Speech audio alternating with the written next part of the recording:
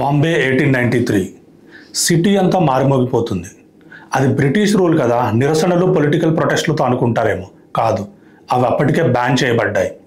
Drums సౌండ్స్తో, devotional చాంట్స్తో మారుమోగిపోతుంది. ఒక భారీ మట్టి గణేష్ విగ్రహాన్ని అక్కడ పెట్టారు. మొత్తం పూలదండలతో నింపేశారు. వేల మంది గ్యాదర్ అయ్యారు. ప్రే చేయడానికి కాదు, వినడానికి. అప్పుడే ఒక మనిషి స్టేజ్ మీదకు ఎక్కాడు. అతను ప్రీస్ట్ కాదు, Lokmanya Balgangadhar Tilak. He started talking about unity, self-respect and Swaraj. What the British thought was just a festival had quietly turned into a political rally in disguise. But here's the twist.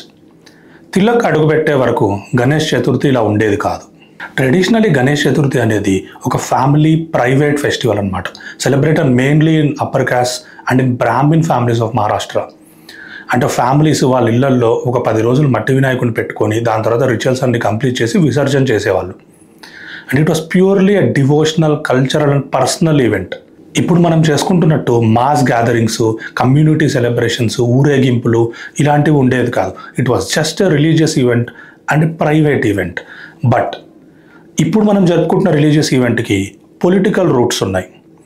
అవేంటో తెలుసుకోవాలంటే first we need to know about the political climate of 1890s. 1857 revolt తర్వాత Indians అందరూ యునైటెడ్గా ఉండడం చూసి సహించలేని British వాళ్ళు public మీటింగ్స్ని, గ్యాదరింగ్స్ని ban చేశారు. Political మీటింగ్స్ని crack down చేశారు. ప్రెస్ని censor చేశారు.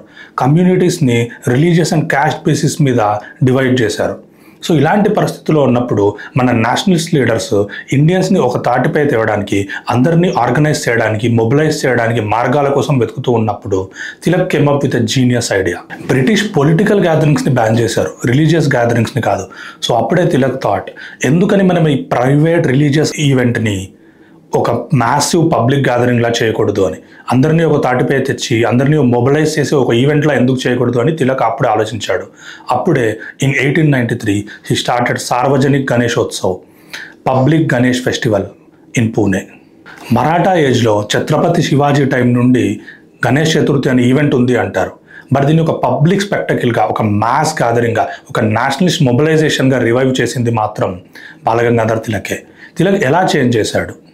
పబ్లిక్ పండల్స్, లార్జ్ గణేష్ ఐడల్స్ని పబ్లిక్ ప్లేసెస్లో పెట్టడం, కలెక్టివ్ పార్టిసిపేషన్, అందరూ ఒక తాటిపైకి వచ్చి వేడుకలా జరుపుకోవడం, నేషనలిస్ట్ మెసేజింగ్ అంటే జాతీయవాద భావాలను పెంపొందించేలా స్పీచెస్ ఇవ్వడం, patriotic songs and place perform చేసేవాళ్ళు, ఇండియన్ హిస్టరీ అండ్ ఫ్రీడమ్ గురించి చెప్పేవాళ్ళు, అలాగే సెల్ఫ్ రూల్ గురించి చర్చించేవాళ్ళు.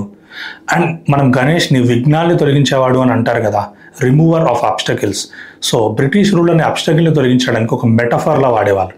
దీని ఇంపాక్ట్ ఎలా ఉందంటే ఈ మాస్ గ్యాదరింగ్స్, ఈ కలెక్టివ్ పార్టిసిపేషన్, ఈ గ్రాండ్ కమ్యూనిటీ స్పెక్టకిల్ ఏదైతే ఉందో ఇది మహారాష్ట్రనే కాక ఇతర ఇండియా ప్రాంతాలకు కూడా పాకడం స్టార్ట్ అయింది. Started to spread across India. Maharashtra నుంచి అండ్ మన తెలుగు రాష్ట్రాల్లో కూడా, తెలంగాణ, ఆంధ్రప్రదేశ్లో కూడా ఎంత ఘనంగా ఈ గణేష్ పబ్లిక్ ఈవెంట్స్ చేసుకుంటామో మనందరికీ తెలిసిందే. For the first time ordinary ఇండియన్స్కి కలిసి ఆర్గనైజ్ అయ్యి, మొబిలైజ్ అయ్యి పాలిటిక్స్ అండ్ కార్యాచరణలు డిస్కస్ చేయడానికి ఒక సేఫ్ స్పేస్ దొరికింది in the cover of religion. So basically culture అనేది పాలిటిక్స్కి ఒక షీల్డ్ అయింది. ట్రెడిషన్ని రెసిస్టెన్స్కి ఎలా వాడుకోవచ్చో కూడా ప్రూవ్ అయింది. సో నెక్స్ట్ టైం మీరు ఒక భారీ గణేష్ విగ్రహాన్ని చూసినా లేదా గణపతి బప్పా మోరియా చాంట్స్ విన్నా, please remember it's a reminder of how one man turn devotion into revolution, how clay idols became a symbol of unity, how faith was transformed into a weapon of freedom. Now I will be honest with you. నేను నాస్తికుణ్ణి, I'm a non believer. Religious festivals don't concern me. But ఈ particular పండుగకి ఉన్న political roots, cultural roots, అలాగే మన దేశపు consciousness మీద ఉన్న పొలిటికల్ అండ్ కల్చరల్ ఇంపాక్ట్ని ఇగ్నోర్ చేయడం పెద్ద మిస్టేకే అవుతుంది. Also we must acknowledge the full picture. Tilak's main goal was to shape Hindu nationalist identity ఈ గణేష్ చతుర్థి అనే ఈవెంట్ వెనక. And Tilak had lot of problematic and conservative views కూడా. క్యాస్ట్ హైరార్కీస్ మీద కానీ, ఉమెన్స్ రైట్స్ మీద కానీ, his general attitudes towards Muslims కానీ. But ఇవన్నీ వేరే వీడియోలో మాట్లాడదాం. గణేష్ చతుర్థి అనే ఈవెంట్ని ఒక ఫ్రీడమ్ మూమెంట్గా, ఒక ఫెస్టివల్గా ట్రాన్స్ఫార్మ్ చేయడం అనేది తిలక్స్ లాస్టింగ్ లెగసీ. అండ్ మన లార్జర్ స్టోరీ ఆఫ్ ఫ్రీడమ్ స్ట్రగుల్లో ఇది ఒక ఇంపార్టెంట్ విషయంగా మనం గుర్తుంచుకోవాల్సిన అవసరం అయితే ఉంది. ఈ వీడియో యొక్క మెయిన్ ఉద్దేశం ఏంటంటే, ఏదైనా రెసిస్టెన్స్ కానీ రెవల్యూషన్ కానీ కల్చర్లో రూట్ అవుతే ఫెయిల్ అవ్వడం కష్టం.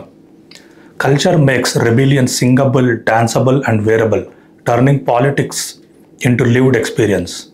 అంటే మనకు అంతు చిక్కని ఐడియాలజీలు, అంతుబట్టని మేనిఫెస్టోలు, అస్సలు అర్థం కాని పాలిటిక్స్, అస్సలు అర్థం కాని భావజాలాలు కూడా కల్చర్లో రూట్ అవుతే అది మనం ఆడే పాటల్లో, మనం వేసుకునే దుస్తుల్లో భాగమయ్యి, మన రోజువారీ జీవితంలో భాగమయ్యి, మనకు తెలియకుండానే మనం రెసిస్టెన్స్లో భాగమవుతాం. మనం గుర్తించకుండానే మనం రెవల్యూషన్లో భాగస్వామ్యులం అవుతాం.